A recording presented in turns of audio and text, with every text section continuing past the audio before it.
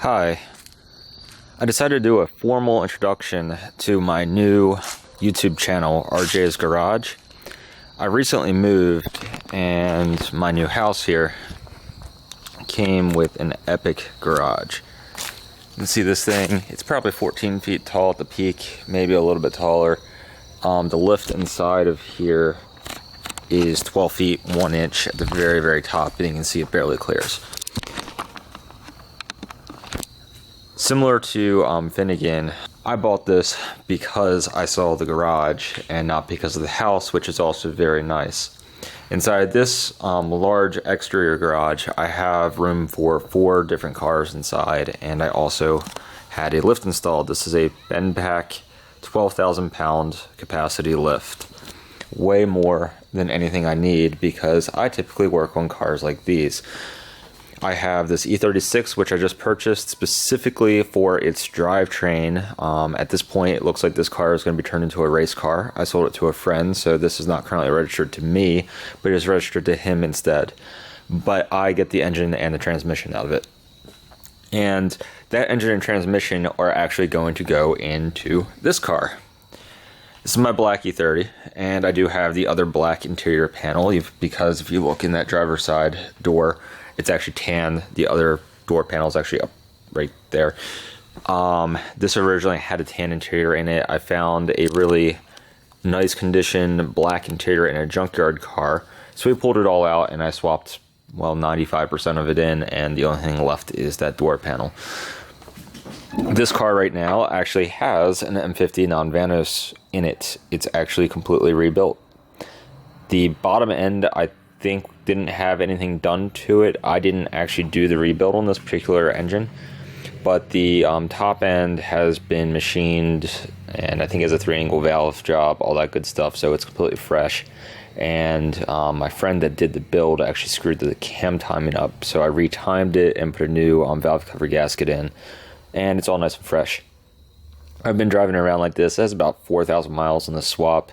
I was dailying it. The car hasn't been run probably 2 years. I drove it up here though, so it's roadworthy still, and it has valid registration and insurance on it. It's one thing that does separate me from the roadkill guys. I actually do drive street legal cars. I don't quite have a big enough pair to actually go out on the road without valid tags. I feel like that could wind up badly. Coming back here behind that black E30, I have my gray E30. I paid $400 for this car, I think back in 2009 or 2010. And this is the third engine inside of the car. When I bought it, it hadn't run in about 5 years. I had it running the afternoon I bought it. I then proceeded to daily the car. My friend bought an E46 M3, and with that M3, the seller tossed in a very small turbo off of Volvo, and that got this whole turbo build started. So I put that Volvo turbo on it, and I bought a Megasquirt the car, converted it to distributorless wasted spark ignition, and I continued to drive the car around. I got bored, and I actually may have disconnected the wastegate, so it ran full boost all the time, and the car ran very, very strong for about 300 miles before I blew the engine up. I actually lifted the head off the factory M20. Then I pulled an engine, an M50 TU, out of a 94 325 IS that my friend had that someone rear-ended, and dropped it into the car, but I never got finished the swap. And because I'm an idiot and I had it sitting outside without the hood on, I wasted that engine. So then I bought a 92 325 IS, which is what this engine came out of. This particular engine has 246,000 miles on it, and along with the transmission, brand new clutch from when I got the car. I didn't put it in, but it was very clear it has a new clutch in it, and it runs fantastic. The only thing is, this particular car hasn't moved in 4 years.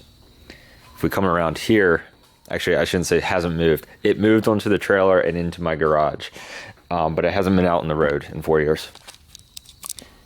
The tires are a little bit on the shot side on this side of the car, so it's not moving. I also took the differential that was in this car and I put it in that black car. This car is a 1985 325E. It had the 279 to 1 limited slip, large case, or actually medium case differential in it. So I swapped it into this black car, which came with a 410 open small case differential for a 4-cylinder. That means this car won't move, because if I drive it hard at all, I'm just going to blow the differential up. And this entire turbo setup is going to go into that black car, and it's actually going to go on to the engine that's coming out of that white car. And of course I will clean it up and do a better job, because, well, it's been sitting for years and years and years. It's very, very dirty, and you can see the wiring never got fully cleaned up anyway. It's kind of all exposed, but it ran very well, and I'll start right now.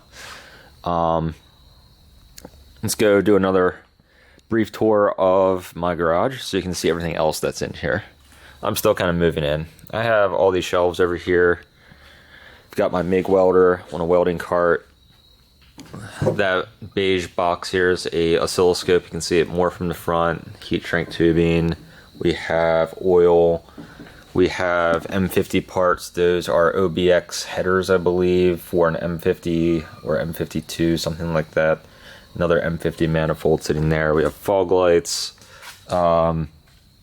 This thing right here isn't car related, but it has insecticide in it that cost me $50 for a very small container of it. It's actually sitting right there.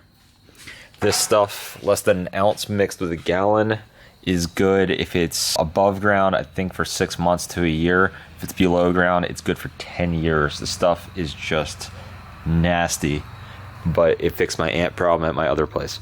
So let's continue on.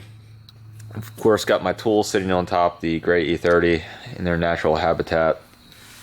We have the gray E30 here. Look inside the interior. It needs to be cleaned up. Once again, it's been sitting for a very long time, but it has a sport wheel in it. There's actually an AM wide man sitting around here somewhere. It's got a boost gauge in there. There's the Mega Squirt lane inside the glove box. Oh, I see the wideband. It's actually on the seat. My famous red mirror. People makes fun of me for that. Let's come over here. I need to buy more of these. This is oil dry from Advance Auto that I bought after an oil accident on the lift when we pulled the engine out of another E36. But I plan on buying pig mats in a large container very, very shortly. I hear they're amazing, but I don't have any personal experience with them. So I'll hold off to recommend those until I get them. This is a enterprise grade Ubiquiti, almost enterprise grade Ubiquiti access point for the garage, because it's big metal cage, basically a Faraday cage, and it blocks all signals in here. Got two 10-inch subs that are slated for garage sub duty, because you need a subwoofer for your garage. If you don't, then you're lame. CCV for my 540 and some hoses and stuff for the 540. An old CRT monitor for no apparent reason. Tools, a stereo that needs to be fixed, sitting on top of a microwave that works perfectly fine. Don't even ask about that. We've got a TIG welder and a plasma cutter right here. This is my friend's, it's not mine, but he's kindly allowed me to use it. We've got a cutoff saw over here for exhaust work. As Finnegan has mentioned, these are not really the best choice. I'd probably prefer a portable bandsaw, I believe is the way to go on these things. We have a radial arm saw over there, several battery chargers, more tools and E30 parts, the BMW flag. Come over here. We've got an M50 TU and a Getrag 250 out of a 93 325i that's sitting out front, and I'm doing a video series on that very shortly. The Bendpack lift, which is the best investment ever, and it wasn't even that expensive.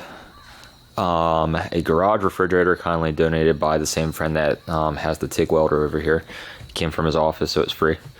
You got a steel weed eater. That thing is awesome. It's actually a multi-purpose yard tool of some sort, so you can take attachments. A cheap angle grinder that was $30 years ago, still working, and I love it. If you don't have an angle grinder, buy yourself one right now. It will quickly become your favorite tool. Let's come over here. We have exhaust off the 325i.